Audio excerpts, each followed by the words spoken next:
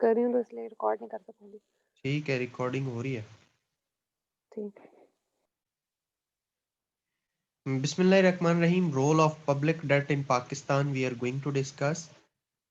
First of all, let me see the introduction of public debt. The economy of Pakistan is the 25th or 26th largest in the world in terms of purchasing power parity. मतलब spend करने के हवाले से 25th number पे आती है and 42nd largest in terms of nominal GDP, मतलब production के पॉइंट ऑफ व्यू से ये आती है 42nd नंबर पे। तो जीडीपी इसकी जो है, इसको अगर हम सेक्टोरल डिवीजन इसकी करें तो एग्रीकल्चर जीडीपी को 18.86% देता है, इंडस्ट्री जो है वो 20.91% कंट्रीब्यूट करती है और सर्विसेज सेक्टर हमारा ऑलमोस्ट 60% जो है वो कंट्रीब्यूट करता है। तो population below the poverty line is 14%। जो हमारी वो पॉपुलेशन जो बिलो द पॉवर्टी लाइन रहती है वो कोई 14% कहलाती है। The economic growth rate has averaged 5% annually since 47 to 2011। अगर हम बात करें तो अभी भी हमारा जो इकोनॉमिक ग्रोथ है वो कोई 4.8% तक है करंट की अगर मैं बात करूं तो। लेकिन हम बात कर रहे हैं असल में डेट की, कि डेट क्या है। An amount of debt borrowed by one party from another is called debt. A debt arrangement gives the borrowing party permission to borrow money under the condition that it is to be paid back। मतलब वो party जो date देती है उसकी conditions के मुताबिक हम उसको बोरो करते हैं, वो डेट कहलाता है। इसमें क्या क्या चीजें हो सकती हैं, क्या क्या फॉर्म्स हो सकती हैं? बॉन्ड्स हैं, bonds loans are the examples of debt. Many corporations and individuals use debt as method for making large purchases that they could not afford under normal circumstances। तो ये एग्जांपल है डेट की। और इसके अलावा जो टाइप्स नेशनल लेवल पे जो डेट हम लेते हैं, there are two types of public debt. उसमें इंटरनल डेट है और एक्सटर्नल डेट है बेसिकली। तो इंटरनल डेट में और to lenders within the country is an example given price bonds issued by the government। ठीक है, सेविंग सर्टिफिकेट्स और मतलब इन्वेस्टमेंट सर्टिफिकेट्स, ये सारे इंटरनल डेट्स की टाइप्स हैं जो कि गवर्नमेंट इंटरनली। अभी नया पाकिस्तान हाउसिंग के लिए भी वो बॉन्ड्स कुछ इन्होंने निकाले थे जिसपे कोई 11% वो ऑफर कर रहे हैं रेट, प्रॉफिट रेट।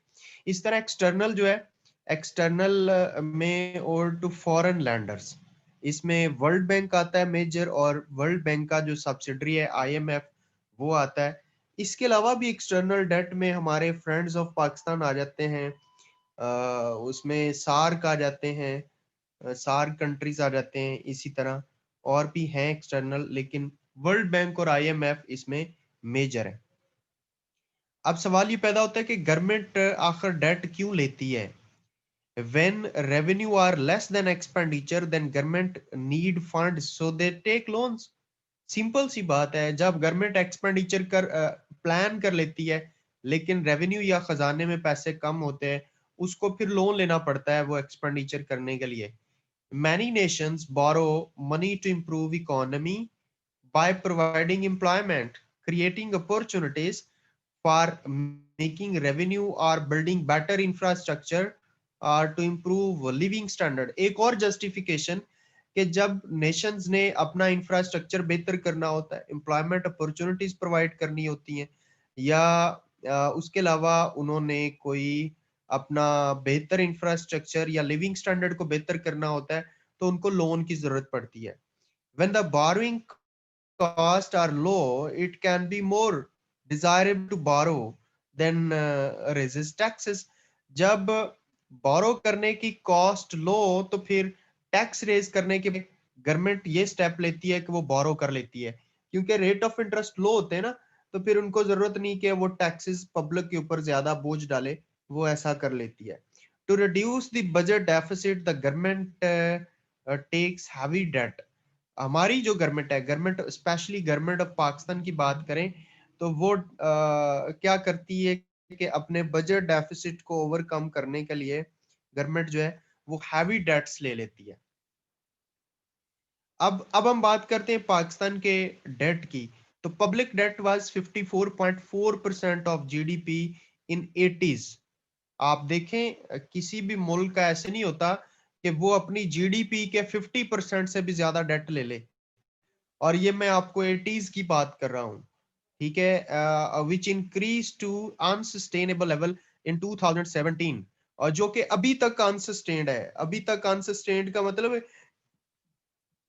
कि अभी तक भी हम डेट लेते आ रहे हैं, अभी तक भी हम डेट लेते आ रहे हैं। टिल 2017 की भी बात नहीं, इसमें अगर आप 2020 को भी शामिल कर लें तो भी हम अभी तक भी डेट लेते आ रहे हैं।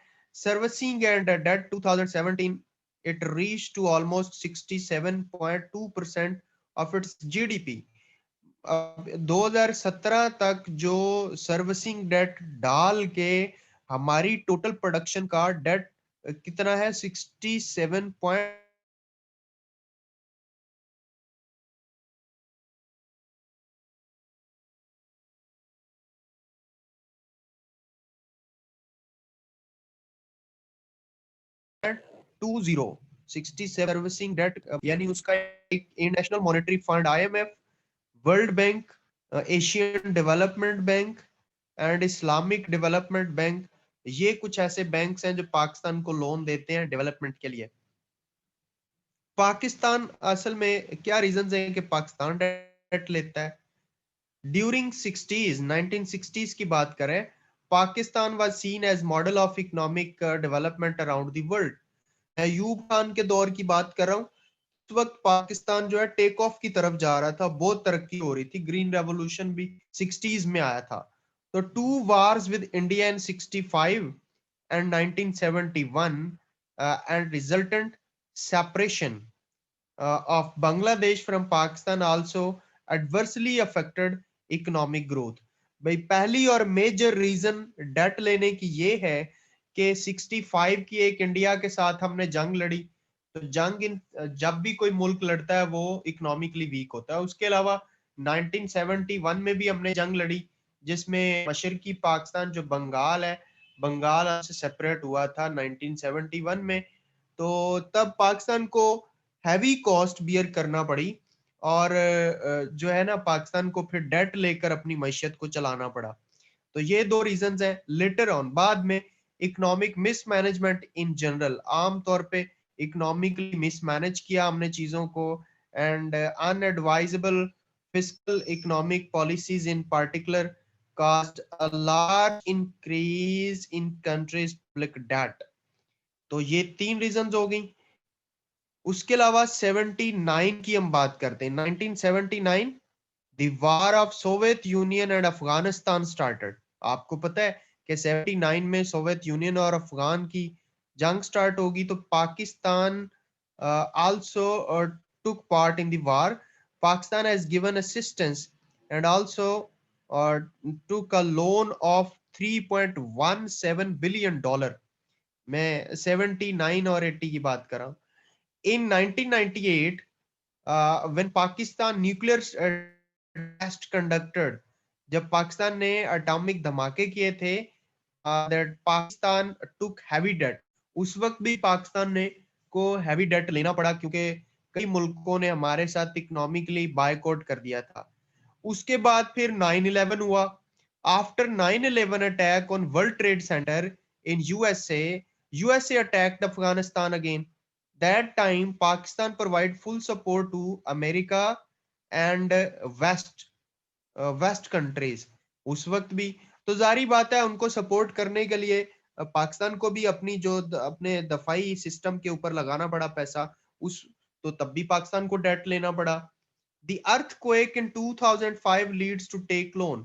उसके बाद क्या हुआ कि 2005 में ट्राइबल एरियाज में, कश्मीर वाली साइड पे, और मतलब इन्हीं एरियाज में, केपीके की बात कर रहा हूँ, वहां पे एक बड़ा मतलब एक सवियर किस्म का अर्थक्वेक आया था, और पूरी की पूरी बस्तियां और पूरे के पूरे जो मतलब इंफ्रास्ट्रक्चर थे वो जमीन बोस हो गए। तो तब बड़ी तबाही हुई। आपको पता है पूरा स्ट्रक्चर बनाने के लिए कितना एक्सपेंडिचर होता है, तो उसके लिए भी फिर पाकिस्तान को लोन लेने पड़े। Heavy external debt, stagnant fiscal deficit, Pakistan had lower than average tax taken, only 0.57%। तो बहुत एक्सटर्नल डेट हो गया था, उसकी कॉस्ट पाकिस्तान को फिर ये उसकी करना बहुत मुश्किल हो गया। और जो टैक्स कलेक्शन वो बहुत ही लोअर है, 0.57% वो बता रहा है उसकी। ऑयल प्राइसेस जो है, ऑयल प्राइसेस हाई हो गई, और वो हमेशा जब जब भी वार एंड टेररिज्म हो तो वहां पे ऑयल प्राइसेस तो बढ़ती हैं, और ये डे बाय डे बढ़ती जाती हैं। एक्सपोर्ट्स हमारी लेस होगी, इंपोर्ट्स हमारी बढ़ गई, और फूड एड जो है वो लो हो गई। जारी बात है, जब अर्थक्वेक आता है तो फिर फूड एड जो है वो जितनी भी आए वो नहीं थी, और लोग भूख से मरना शुरू हो गए। उसके अलावा स्लो इकोनॉमिक ग्रोथ, लो इन्वेस्टमेंट। इकोनॉमिक ग्रोथ तो ऑलरेडी लो थी, तो इन्वेस्टमेंट भी लोगों ने कम कर दी कि यहाँ पे तो जी वार एंड टेररिज्म है, यहाँ पे तो धमाके होते हैं, यहाँ पे तो जलजले आते हैं। तो लोगों ने मतलब बाहर से भी जो फॉरेन डायरेक्ट इन्वेस्टमेंट है वो भी आना बंद होगी। Inappropriate implementation of macroeconomic policies, political instability। और रीजन क्या है जी, जो मैक्रो इकोनॉमिक पॉलिसीज लगाई जाती हैं वो इनअप्रोप्रिएट है। पॉलिटिकल इंस्टेबिलिटी रहती है, 5 ईयर पूरे नहीं करती पॉलिटिकल गवर्नमेंट, उनके प्रोजेक्ट्स पूरे नहीं होते। करप्शन, और उसके अलावा poor law and order situation, and the key factors for rapid growth of external debt in Pakistan. ये रीजंस हैं डेट लेने की कि हमारे यहाँ ये भी प्रॉब्लम्स हैं। उसके अलावा to improve industrial sectors in 1960 Pakistan took heavy date. 1960 में पाकिस्तान ने बहुत बड़ा डेट लिया था इंडस्ट्री को चलाने के लिए, तो इस वजह से फिर डेट बर्डन बढ़ता गया। करंट सिचुएशन जो है पाकिस्तान में, वो मैं अगर आपको बताऊं तो let me zoom it. Pakistan external debt and liabilities have soared to record $91.8 billion, showing an increase of 50%। जो कि कैसे इंक्रीज हुई है, 50% से इंक्रीज होगी। Pakistan total external debt and liabilities amount to $76 billion, and Pakistan's has paid 393 million as part repayment of its loan facility with the International Monetary Fund।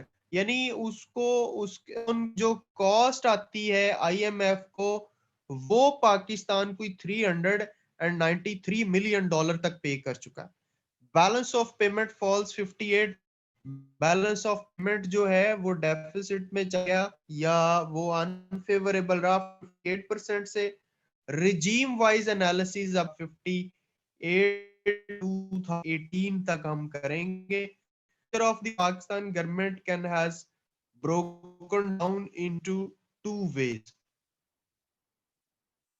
एक तो military regime आए हैं पाकिस्तान, और दूसरा जो है वो डेमोक्रेटिक है। तो हम इनको वन बाय वन देखते हैं। 58 से 69 तक अयूब खान, 77 से 88 तक ज़िया की राह, 2000 तक शरफ बनती है। तो here we will be evaluating the economic debt performance of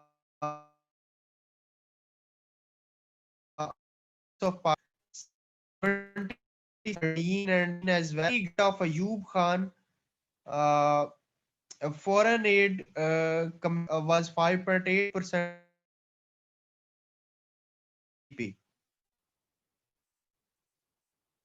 77 से 88 तक हम अगर हम बात करते हैं ज़ियाउल हक की era है। It is also called the era the US and Pakistan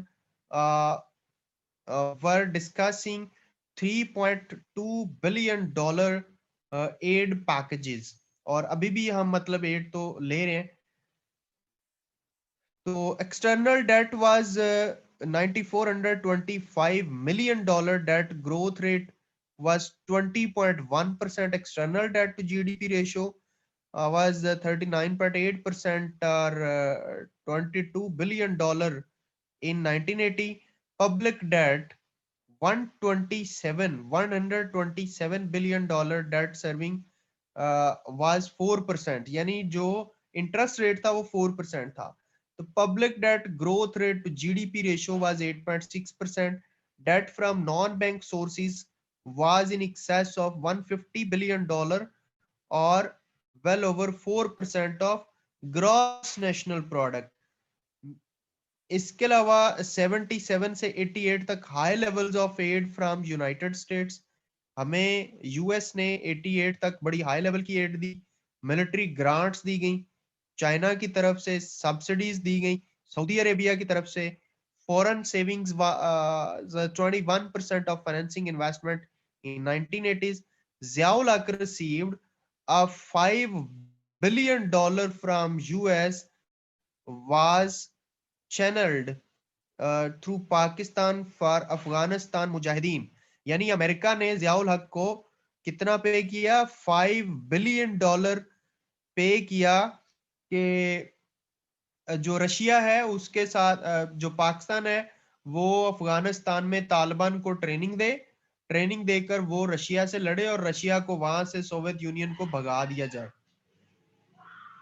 democratic रजीम आगे इसके बाद after the earlier the major political regime was Zulfikar Ali Bhutto 71 से 73 तक का रजीम है. बेनजीर का रूल 88 से 1990 तक है. नवाज शरीफ का रूल 1990 से 93 है. फिर बेनजीर का रूल आ जाता है 93 से 96 तक. फिर नवाज शरीफ का फिफ्थ रूल आता है, वो 97 से 99 तक रहता है. तो हम सबसे पहले Benazir Bhutto rule after the death of Ziaul Haq. The first open elections were held in November 1988 and Pakistan's People Party won the election with a heavy mandate.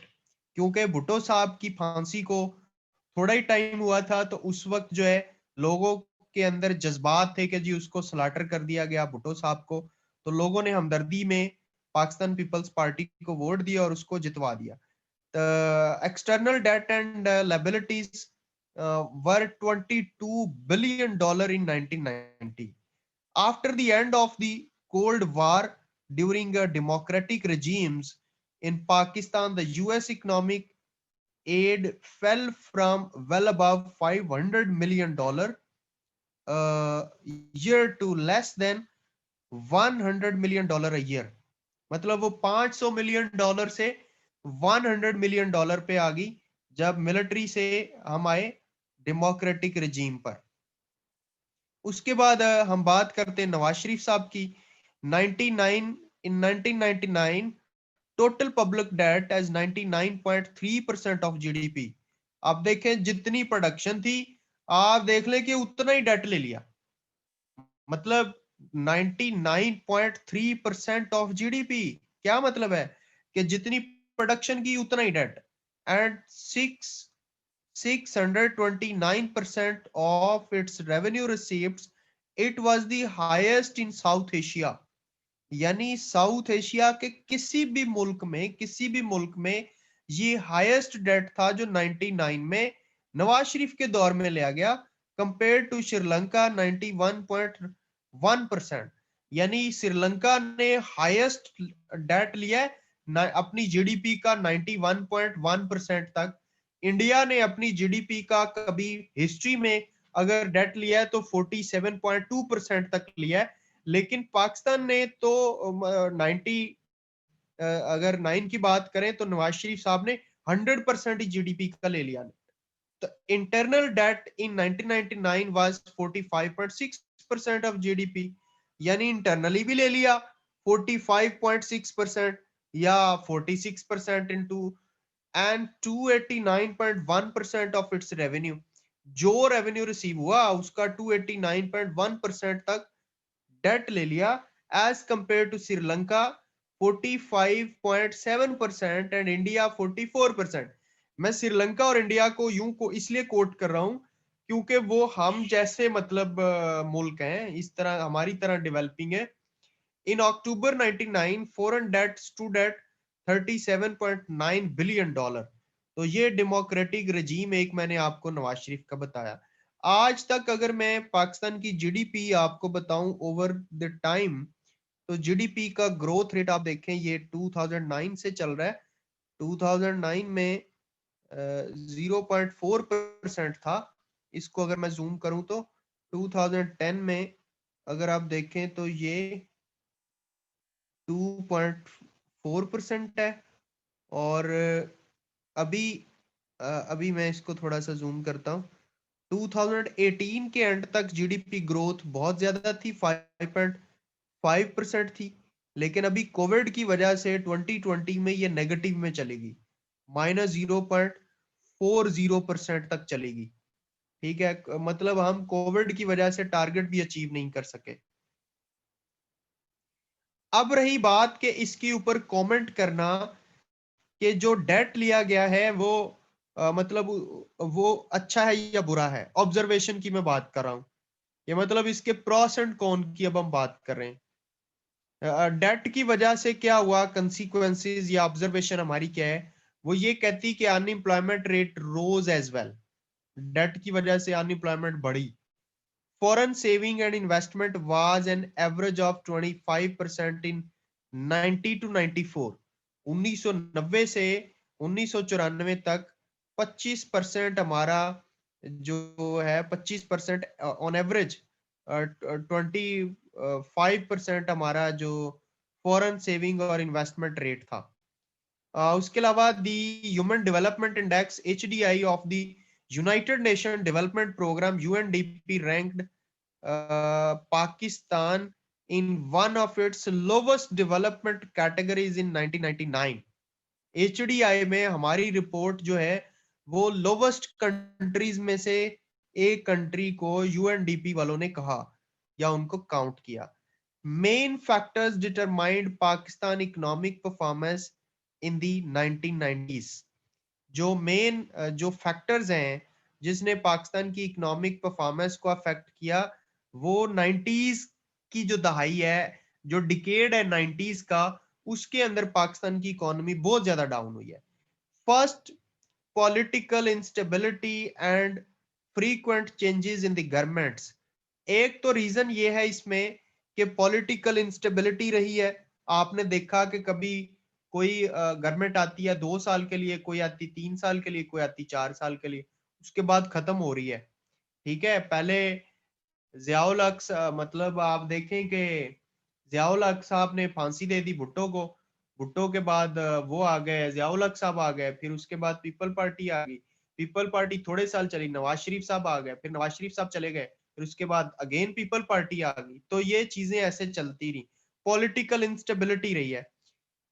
Widespread misgovernance by the two major political parties ruling the country during this period। और इसमें people party और PMLN ने ज्यादा इस duration में rule किया। 4.02 billion military and economic aid package was there in 1987। Inflation remained low and poverty declined from 46% down to 18%। Pakistan became the second largest recipient of American aid after Israel। यानी Israel के बाद जो Pakistan add ज्यादा लेता है America से।